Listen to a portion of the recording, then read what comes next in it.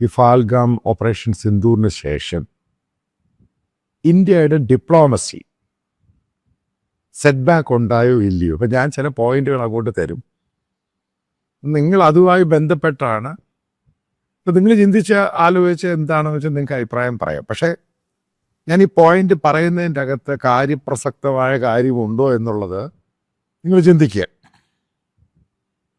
ഇപ്പം ഇന്ത്യയുടെ പ്രതിരോധ മന്ത്രി രാജ്നാഥ് സിംഗ്, അദ്ദേഹം ചൈനയിൽ നടക്കുന്ന 10ഓളം രാജ്യങ്ങൾ ഉൾപ്പെട്ട SCO സമ്മിറ്റ്, അതായത് അതിനകത്ത് പാകിസ്ഥാനുണ്ട്, മറ്റുള്ള രാജ്യങ്ങളുണ്ട്, റഷ്യയുണ്ട്, അതിൻ്റെ ഹോസ്റ്റ് നേഷൻ ചൈനയാണ്.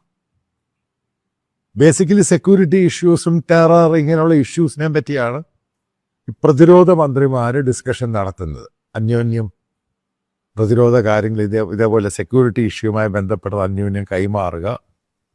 അപ്പം അതാണ് ഈ കോൺഫറൻസിൻ്റെയും ഈ ഫോറത്തിൻ്റെ ഉദ്ദേശ ലക്ഷ്യം. അതിനകത്ത് അസർബൈജാൻ, കിർഗിസ്ഥാൻ അങ്ങനെയുള്ള എല്ലാ ഈ 10ഓളം രാജ്യങ്ങളുണ്ട്.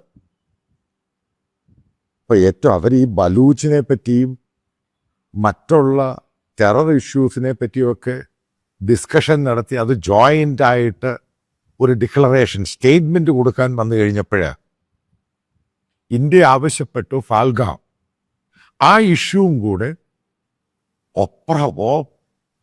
ടെറർ ഇഷ്യൂ ആണ്. ഹിന്ദുക്കളെ പിടിച്ചു മാറ്റിയിട്ട് ഹിന്ദുക്കളെ മാത്രം വെടിവെച്ച് കൊല്ലുന്നു.